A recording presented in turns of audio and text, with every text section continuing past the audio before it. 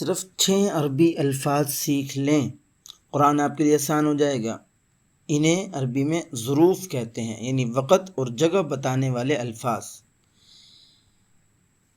پہلا لفظ ہے قبل، اس کا معنی ہوتا ہے پہلے۔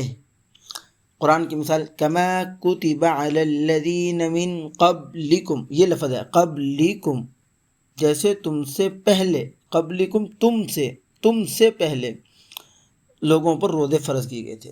دوسرا لفظ ہے بعد، اس کا مطلب بعد میں، ثم عفونا عنکم من بعد ذلک، اس آیت میں بعد ذلک، پھر ہم نے اس کے بعد، بعد ذلک اس کے بعد تمہیں معاف کر دیا۔ تیسرا لفظ ہے عند کا معنی پاس، قرآن پاک میں تجدوہ عند اللہ، تم اسے اللہ کے پاس پاؤ گے، عند اللہ، اللہ کے پاس، آیت میں ہے عند اللہ، اللہ کے پاس۔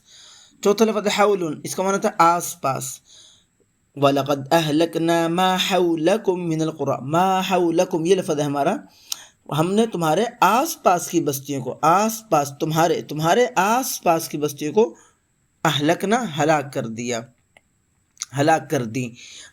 پانچواں لفظ ہے مع، اس کا معنی ہوتا ہے ساتھ، ان اللہ مع الصابرین، اللہ صبر کرنے والوں کے ساتھ، اس میں مع الصابرین صبر کرنے والوں کے ساتھ ہے۔